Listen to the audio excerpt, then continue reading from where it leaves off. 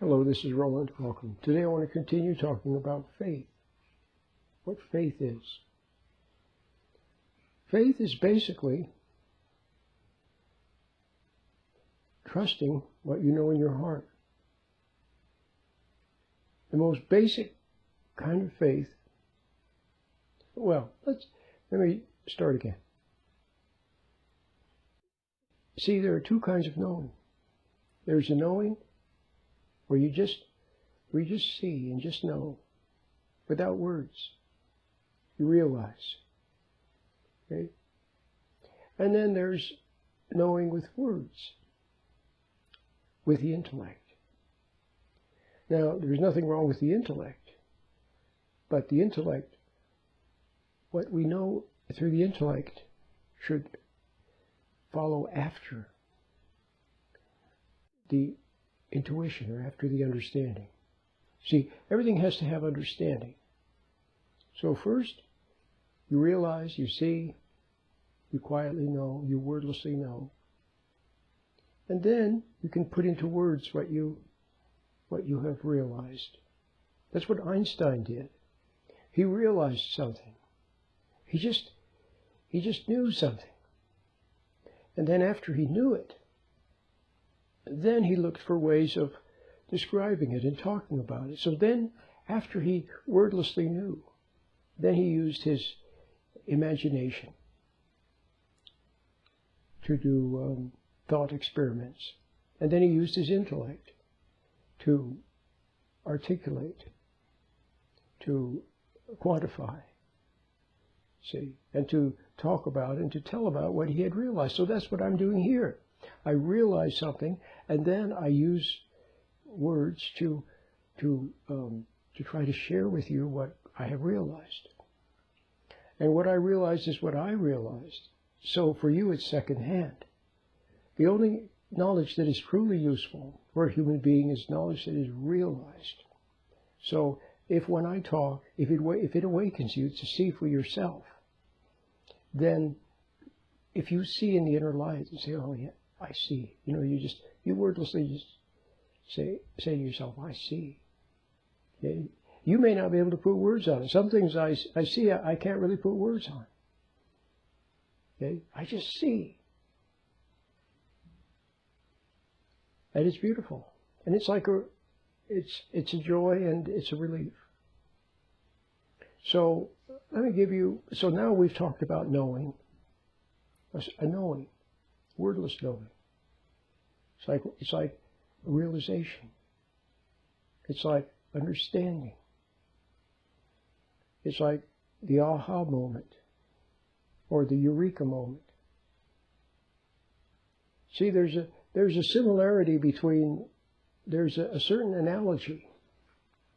Maybe that's the right word, analogy. There's an analogy between seeing and between getting a joke. When somebody tells a joke and then all of a sudden, I get it, and then you laugh. You don't have to think about it. Well, you sort of think about it, but actually you're just sort of looking at it. You're looking at it, oh, because you see the connection or the disconnect or you see what's going on, and then you laugh. Okay, so that's getting it, and it's wordless. Well, it's something like that. That is what knowing in God's light is. You see, you realize, and it brings joy. For example, I know, for example, when I read the Bible, when I read the New Testament especially, I know that it's inspired. I know that it's true. I know that what they say really happened. See, and when I hear beautiful things that Jesus said, or that Paul said, or that James said, or John said, I sometimes see that they're true. Sometimes I just read and I just read, okay? But other times I read and I see. And when I see that it's true, it's beautiful, okay? I just see it. That's all. There's nothing I have to do. Now maybe later I'll write about it. It'll come back to me later. Not because I make it come back, but somehow it just comes back later. And then it's as if now it's sort of like a part of me. And then I can talk about it. But what I wanted to say is that now I look at, I see that it's true, it's inspired. I'm beginning to see who Christ is, what he came for, what salvation is, okay, what faith is, what eternal life is. I'm beginning to see. And how is that? When I was a kid, I didn't see it. When I was a young man, I didn't see it. When I was a middle-aged man, up until age 40, I didn't see it. Then I started to get better. Okay? But then at 50, well, I got little glimpses of it. But all of a sudden now, here I am, and I just simply see that it's true, that these things are true. And I understand, too, and I can see when people distort them. I can see where different sects and different groups and different dogmas and theories, and I can see how they twist it. I just see plain and simple that it's true, and that's good enough for me. I see it. Okay? And I don't have to drum up emotion to believe it. I don't have to try to convince myself or somebody else. I just see it. So how is this possible? Well, that's the nature of seeing in God's light. So I know these things without having been taught. See, when I pick up a book, or even I pick up the Bible and I read, and then I see the words on the page. That's all these are. These are just pages, pieces of paper with ink on them. And it's a translation of what someone once wrote a long time ago, but what that person wrote was inspired. But I see that it's inspired, not because of any evidence, archaeological evidence, or because somebody said that it was, because I see that it was, because I can see what he sees. See, when I read some of the things that Paul says, I see that they're true. I see them myself. See, so the words on the page only awaken me. See, or remind me, awaken me actually, to see. And then when I see, it's beautiful, and then I let it go. I don't try to hang on to it. Okay? Now it may stay with me for the day. Sometimes I have the most beautiful day where I realize something in the morning, something profound about life, about people, about God, about the mistakes that we make. I realize, and then as the day goes by, it comes back over and over, and I kind of see it in different aspects of it. It's very beautiful. So that one thing stays with me, but then it's gone. But then I have faith that it'll be back, what I need to know. See, when I need to know, then it'll be back. I'll see it again, and more deeply. I'll see it more deeply. So I still haven't gotten to what I was going to say, and that is, how do I know? Because I see that it's so, not because anybody told me, not because it's written in any book, no matter how quote-unquote holy the book is. I just see it. The words bear witness to what I see. And within me is even more important. Within me, the light itself, God's light, or the Holy Spirit, bears witness to the truth that I see.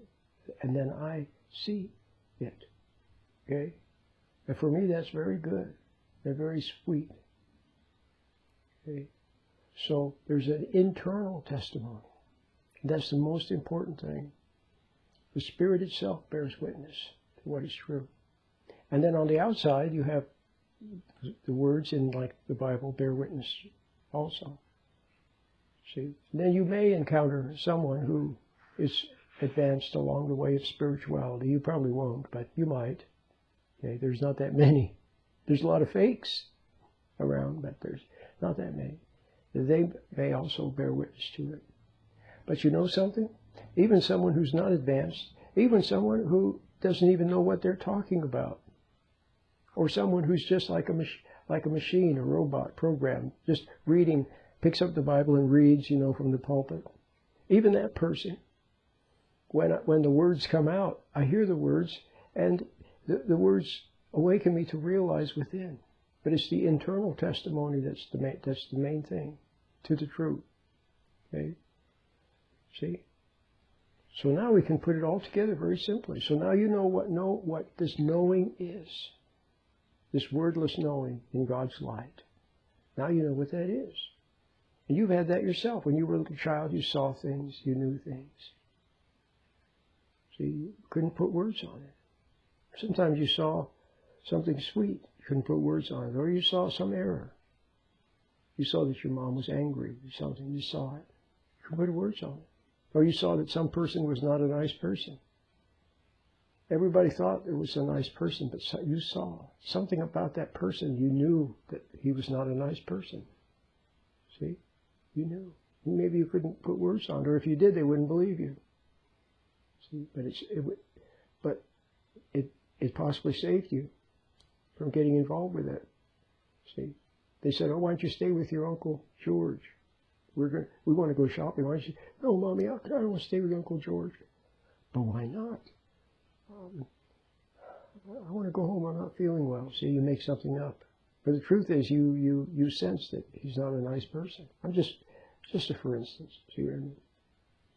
Or the kid, or you're a teenager, and then all of a sudden you get a text message, "Hey," or a phone call, "Hey, 4 of us are going out to park somewhere out of town, until midnight, and do you want to come along?" Somehow you sense not to. Okay? No, yeah, I got homework to do. You just make something up, but you just sense, you sense not to go with them, and then you're safe. See? You're saved by that realization. You walk into some place, some group, some organization, and something's not right. Everybody's smiling, everything seems nice, but you sense something's not right, so you back out. You don't get involved. You're saved from it.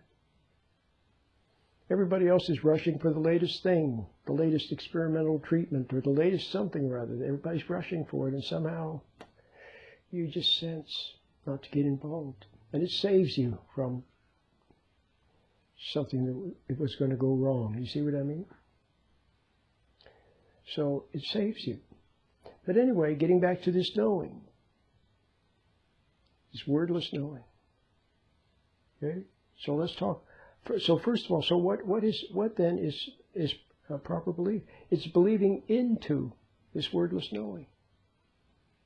Okay? So what that means is that trust is trusting what you know in your heart, believing it instead of believing what everybody else says. Now there's a lot of craziness. You pick up the newspapers, you look at the headlines, you look at the editorials, you hear what people say, you see what they do.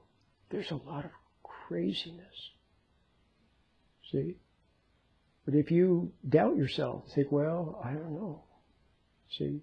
If you doubt yourself, you go along without knowing for sure. You buy into it. Or even worse yet, they manage to get you upset, emotionalized, then you're lost. Okay? So, you have to have your common sense. So now we get to the word common sense. So now we said, so that's a belief. And then faith is trusting in what you know. Remember I said that I know that I'll know when I have a need to know. See, there's a lot of things that I don't know now. But then when the moment comes and I need to know, then all of a sudden it'll be there. A lot of times people ask me a question. And I say, I don't know. See, I'm honest. It's very important to be honest. It's more important to admit that you don't know than to try to pretend that you do know, or try to search your brain, or to dredge something up. Just say, I don't know. But from that honest, I don't know, I would like to know. It would be nice, but I don't know. Then all of a sudden I do know. See? And I might share it with the person. But maybe they're not sincere, or maybe it's not that important, or the timing is not right. And so I just say, I don't know. and just leave it at that. But then later, I know. See? Privately. I get private counseling. Okay? So that's faith. Okay? That's faith. And so what are different forms of this knowing? Well, I've already talked about them. I talked about intuition. We call it intuition, what you wordlessly know. Einstein. Or like I said, you're getting ready to, some friends come by and they say, hey, get in the car, let's go have fun. And somehow you know. That's intuition. Okay? And it's also realization and insight. Like I said, I pick up the Bible, I read something, and all of a sudden I see. So it's also realization. Okay? I pick up the Bible, I read a sentence, there's two, nothing, and you read another sentence, and then all of a sudden, oh, I see. Okay? That's this knowing that I'm talking about. And then it's also common sense. It's the most basic form of knowing that is useful to a human being. External knowledge, okay, so you can, you know what your tire pressure should be, or you know when to change your oil, or you know how to make a salad dressing, or you know how to do something, okay?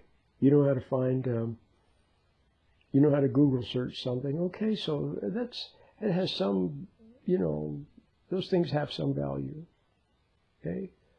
But what's really valuable to a human being is the wordless knowing, the intuition, the insight. Because because you become composed of those, see? The new man.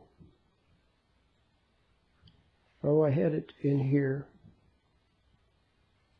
Oh, here it is. I found it. John 3. The Gospel of John, chapter 3. I just stumbled on this earlier.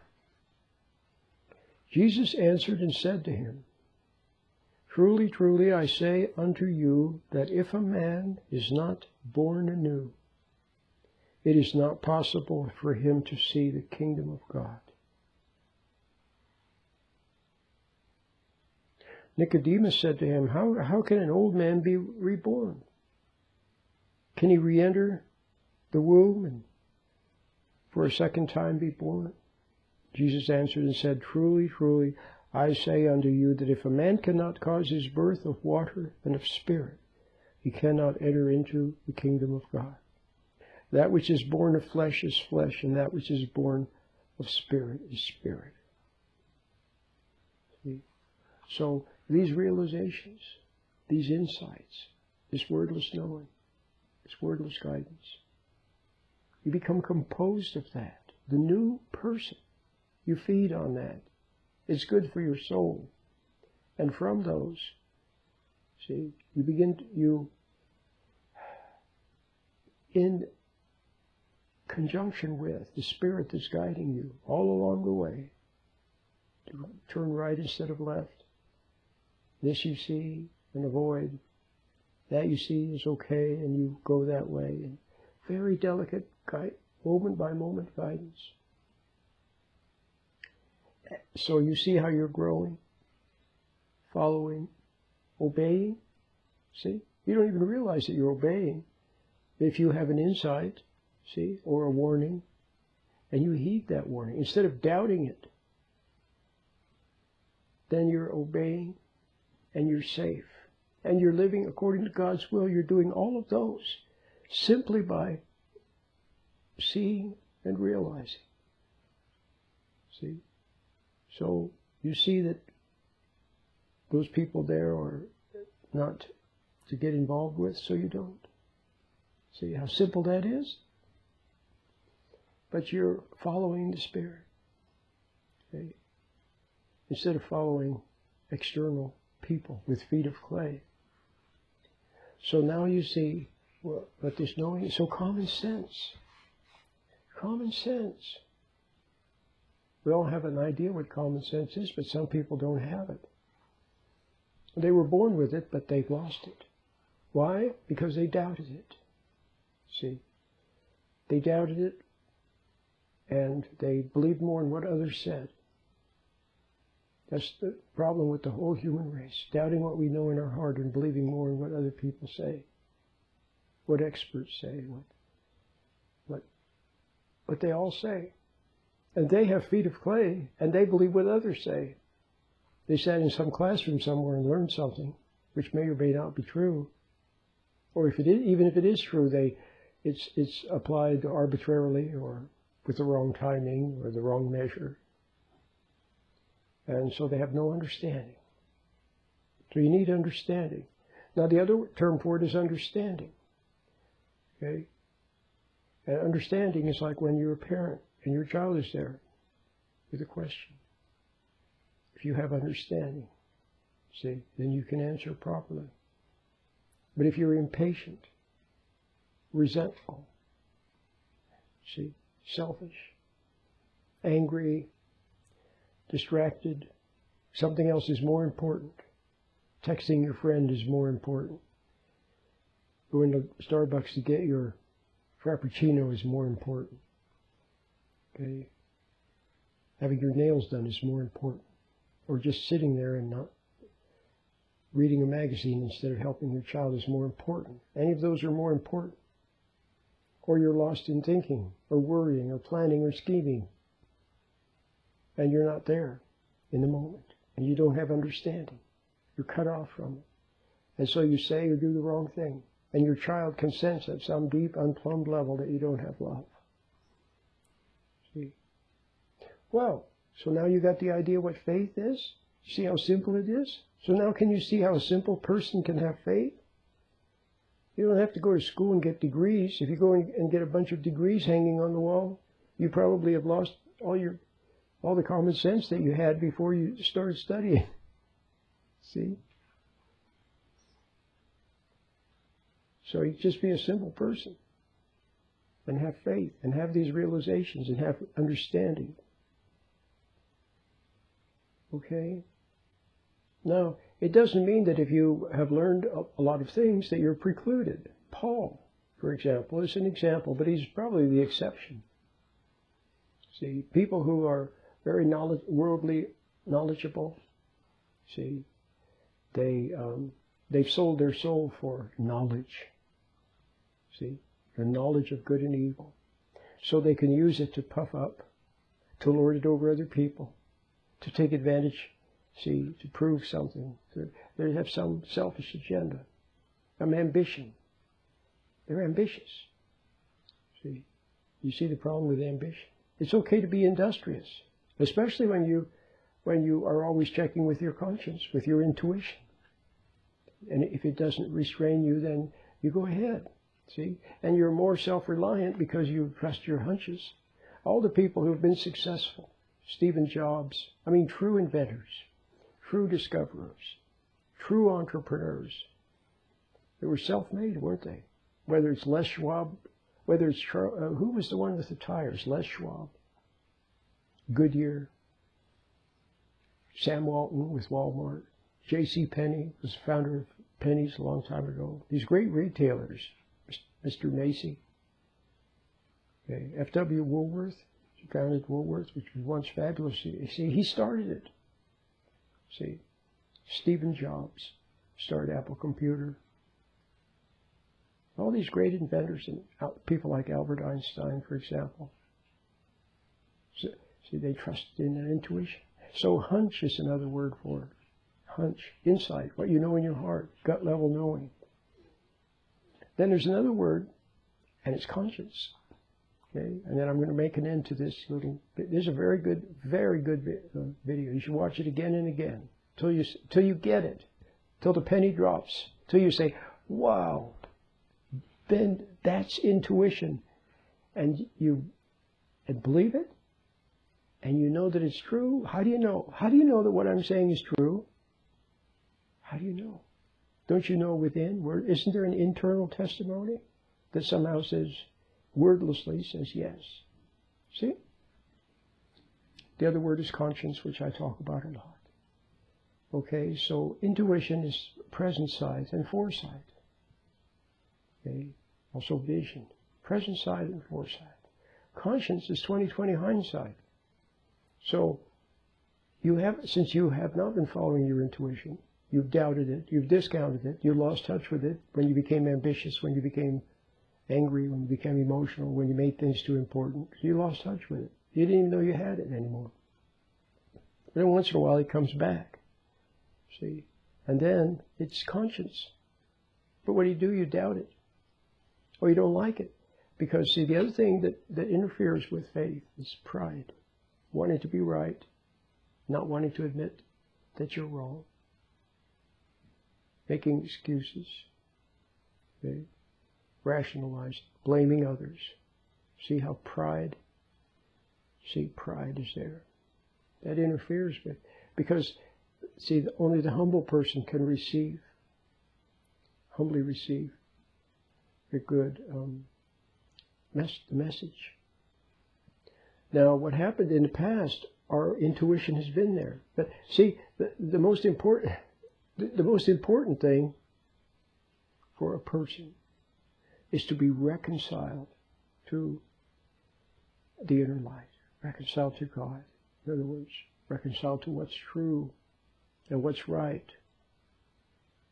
To have a change of heart, change of allegiance. Up till now you've been selfish and prideful. And so your allegiance has been to whatever supported your pride. Told you were a nice person, a good person, comforted you in your failings, see, and in your ambitions, egged you on, see, helped you to make excuses, and see, pretended not to see your faults. See? So you like that. So that's where your loyalty was. And conscience, see, which made you aware of your own wrong, your own pridefulness, stubbornness, selfishness, lack of love. You didn't like it because it showed you that you weren't great like God, that you were rotten. You didn't like that. But at a certain point, see, if you're willing to admit some things in your heart, okay, admit that you've been hateful, you resent your husband, hated your dad, been impatient with your kids, been selfish, so on. Well, you begin to admit that. Okay, now conscience is, now God's light is there. But what I was going to say is the most important thing for us, the first most important thing, is to be reconciled to what we know in our heart. Like we were when we were a little child. You were close to God's light when you were a little child. You were close to God when you were a little child. You were innocent. The most important thing is to reconcile with that, to come back. See, like the prodigal son, beautiful, the prodigal son who went away and squandered his inheritance and said to himself, you know, even the servants in my father's house are living better than I am. So he started back to his home. And the closer he got to home, the more afraid he was. The less he wanted to knock on that door because he was going to have to face his father and admit he messed up. It was very hard. Finally, he knocked on the door, and the door opened. His father was there. And he said, Father, he said, I did everything wrong. I messed up. I'm sorry, Father. And his father said, he's dead. His dad said, it's all right, son. He said, I knew you were messing up. I just was waiting for you to be sorry and come back. Welcome. Let's have a feast, for I had lost a son. Now I've regained my son. See how sweet that is? So the son was sad to see his own wrong, but glad to admit it and to come clean, to be with his dad again. See? Well, all right. So now can you see that for getting started, the most important thing is not esoteric truths and, you know, shining spiritual principles and so on. The first thing that you'll see, if it's true, if you're truly coming back, if it's true enlightenment, the first things you'll see are negative. You'll see your own resentment. You'll see your own selfishness. But it's true.